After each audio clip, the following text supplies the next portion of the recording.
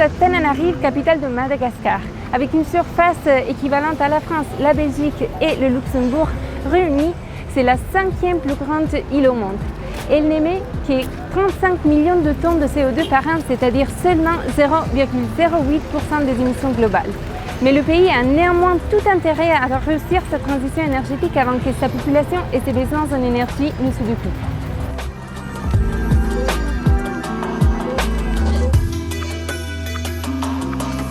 Madagascar est un petit émetteur. Pour des raisons simples, c'est que nous n'avons pas beaucoup d'énergie et de ce fait, on a très peu d'industrie de transformation sur l'île. On a très peu d'agriculture, donc on a peu d'engins pour faire de l'agriculture, c'est plutôt de l'agriculture traditionnelle, il y a très peu d'engins motorisés. On a peu de réseaux routiers, donc on n'a pas énormément non plus de transport, peu de transport ferroviaire et la Compagnie nationale d'aviation a entre 3 et 6 avions. Donc on émet très peu. Je pense qu'il faut quand même avoir la tête sur les épaules et savoir pourquoi on n'émet pas, c'est-à-dire qu'on n'est pas encore passé dans ce système industrialisé et qu'un jour il faudra franchir ce pas, donc on émettra un peu plus ce jour-là.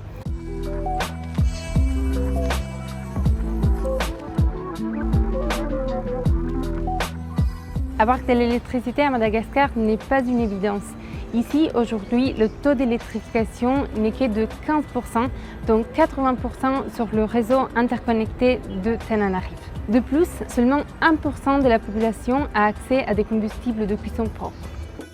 On est dans un logement typique de la capitale et ici, on a accès au choix entre le gaz, le charbon et l'électricité. Mais en milieu rural, ce n'est pas la même histoire.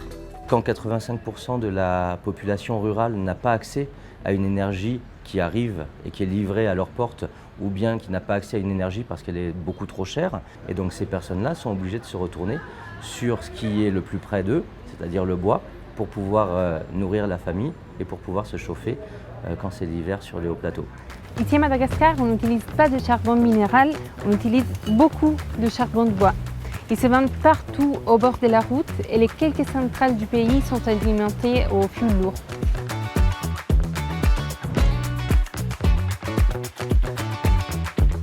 Cette pression sur la biomasse pose de graves problèmes environnementaux et les effets de la déforestation se font sentir sur le pays. De plus, la population ne cesse d'augmenter, elle va plus que doubler d'ici 2050 et les besoins énergétiques du pays également.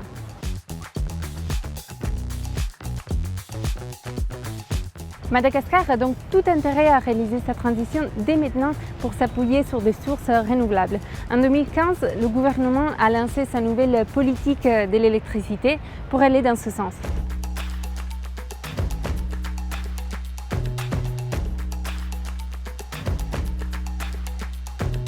Le gouvernement semble tout miser sur l'hydroélectricité et a validé 2 grands projets, Saoufk et Volobé, qui permettraient de rajouter 320 MW à la capacité installée du pays. Cette énergie représente déjà 40% du mix électrique du pays. Ce barrage Mendraka 3, qui alimente Tananarive par exemple, a été installé du temps où Madagascar était encore une colonie française. En solaire, Madagascar dispose aussi de la plus grande centrale photovoltaïque de l'océan Indien, qui se trouve à Ambattolan, une puissance installée de 40 MW. À part ça, la filière solaire demeure timide. Pourtant, le potentiel de cette source d'énergie est immense. Ici à Madagascar, la transition énergétique est un enjeu très important car elle va de pair avec l'accès à l'électricité. Le pays va franchir le pas de l'industrialisation et le plus tôt il fera ce shift, le mieux.